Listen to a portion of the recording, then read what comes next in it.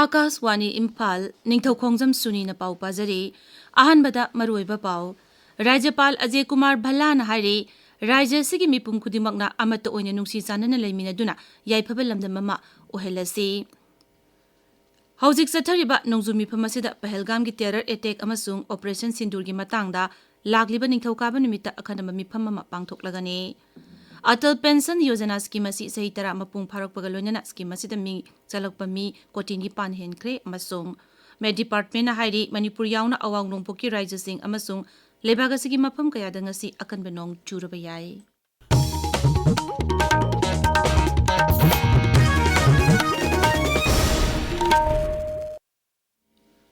Rajapal Ajay Kumar Bhalana hairi Kargil Divas Palana lakpada mathauna paraba lebak ningbasing na lebak asigidamak kathoklambasing adubu ningsingli thauna parabasing aduna kathoklambasing adubu ekoina nungsi chanana amasung santi oina amat oina apunbagi saktam sagatuna ikai khumnaba utse Rajya Sarkar na sinduna Imphal ge Palace Compound da leba Manipur State Film Development Society ki auditorium da pangthokpa Kargil Divas thoramda Rajapal na hai Rajya si hauzik lam khudingmakta tamna mangdul thabelam damam oirakli Rajya sigmi pum kuding mangna amata oina nungsi sanana laiminaduna Rajya sibu nunga yaipaba Rajya ma ohelase Sri Bhalana hai Manipuri soldiers sacrificed their lives for our motherland in the Kargil War of 1999. With the stand that India will always defend its integrity and fight against any act of war or terrorism, India had launched Operation against Pakistan on 7. It was a response to the tragic incident of Pakistan-sponsored based terrorism that killed many innocent people in Pahalgam in J&K. The operation targeted and hit multiple terror infrastructure in Pakistan and Pakistan-occupied Kashmir, from where terrorist attacks against India were planned and executed. The mission, which destroyed 9 terror sites, is a testament of India's anti-terrorism stand. While standing in solidarity with the families of those who have lost their lives while defending our country, I would also like to salute the brave soldiers of India who have sacrificed their lives in protecting our motherland. The dedication and service to the nation by our brave Manipuri soldier Deepak Chinkakham of the 7th Battalion BSF will always be remembered with pride. As a recognition of his supreme sacrifice for the nation, the government of Manipur has approved the appointment of his younger brother, Chinkakham Nawaz Singh, as an assistant sub-inspector in the police. Thormaduda DGP Rajiv Singh amasung sarkar gi makok thongba official kaya su saruk yakhi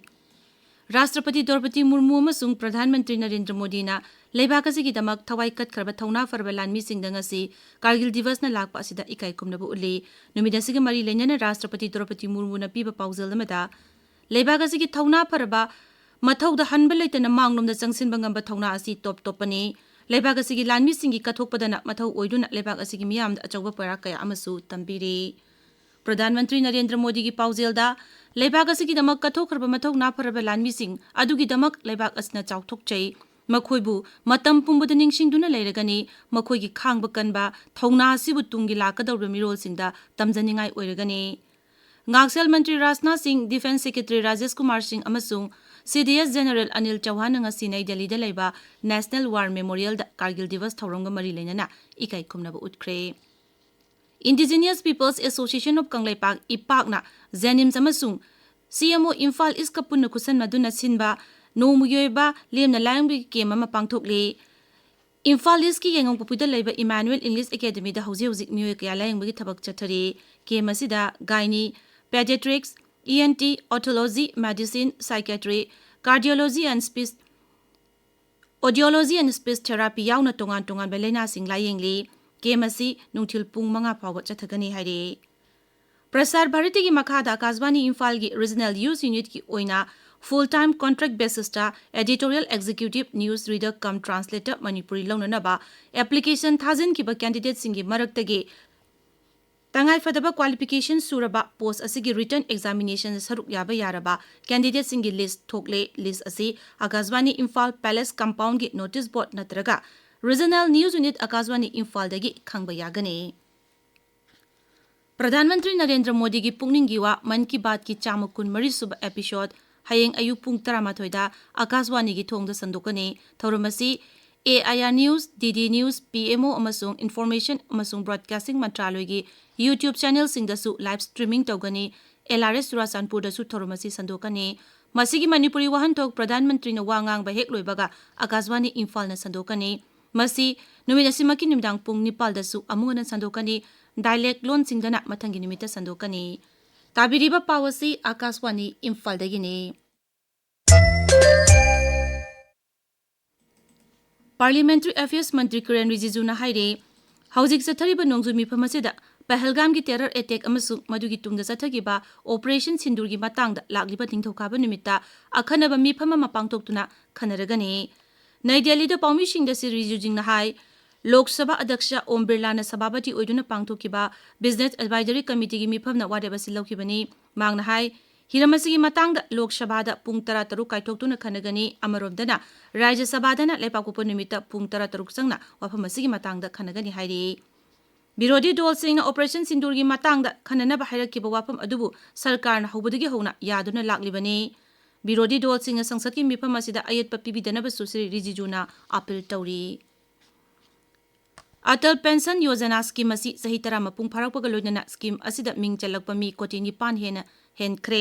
चलिबा सेनबा चाही असी खक्तदा नौना मियोय lakh 59 Ming चलखे Bharat सरकार की flagship social security scheme की मनुंग चन्ना pension fund regulatory and development authority न थौरांग असी पाइखतखिबनी निंगसिंगबया scheme असी 2015 की मे 9 हौदोखिबनी थौरांग असी भारत की मिपुंग खुदिंगमक्ता मरुइना लायरबगी पनखै मखादा लैबा मियोयसिंग अमसुंग अनऑर्गेनाइज्ड सेक्टर सिंग थबक सुरिबा सिनमी सिंगिदमक याइफनबा पाइखतखिबनी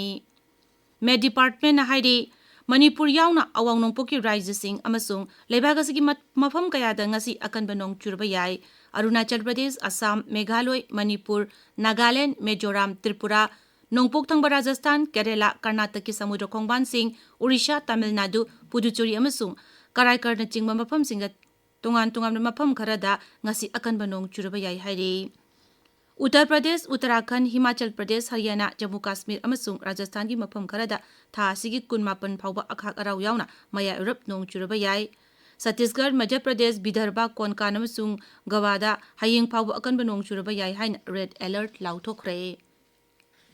त्रिपुरा सरकार राज्य आईन की वांगबदा मिटोप संसिलकबसिंग अदुबु खंदोकनबा टास्क फोर्स सेमख्रे थौरांग असि मरुइना रोहिंग्या अमसुंग बांग्लादेश की मियोइसिंग राज्य असिदा आईन की वांगबदा नियम कायना संसिलकलिबा असिगिदमक पाइखलकपनी त्रिपुरा की मुख्यमंत्री मनिक साहना पाउमिसिंग हाइ जिला थाकी ओइना टास्क फोर्स सिंगना आईन कायना संसिलकलिबा मिटोपसिंग अदु थिदोक्तुना मखोगी मथक्ता आईन गे थबक लखोतुना सैराक पिगनी मपा लेबाक्तगी लाकपा मियोइसिंग खंदोक्तुना मखोई करी लमदगी लाकपुन हाइबदु थिबगी थबक सु चथगनी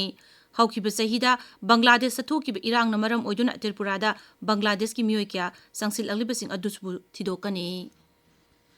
कंबोडिया का थाईलैंड का हौजिक लेबाक अनीना खुथोकनरिबा असि खुदक्तगी सर्ता मत याउदने सिजफायर तौनरसी हाइना कंबोडिया ने लाउथोक्रे अमरोमदा लेबाक अनीना खुथोकनबदगी ngasi humni chanba numit phawbada punna miyoy 19 sikre hairi Cambodia की ओइना मिचम 9 याउना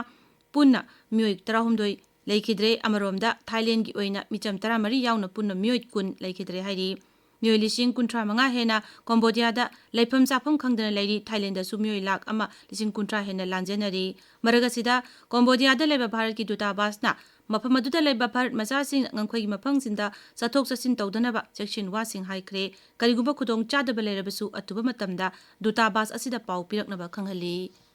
अरोइबदा मरोइबा पाउ अमुक राज्यपाल अजय कुमार भल्ला हाइरि राज्य सिगी मिपुम खुदिंगमकना अमत ओइना नुंसी चानना लेमिनदुना नुंगा याइफबा लमदम अमा ओहेलसे हौजिक चथरिबा नोंजु मिफम असिदा पहलगाम की टेरर अटैक अमसुंग ऑपरेशन सिंदूर की मातांगदा लाक्लिबा निंगथौकाबा निमित्ता अखनबा मिफम अमा पांगथोकलगने अटल पेंशन योजना स्कीम असी सही तरह पुंग फारकपगा लोइनना स्कीम असिदा मिंग चलकपगी मिंग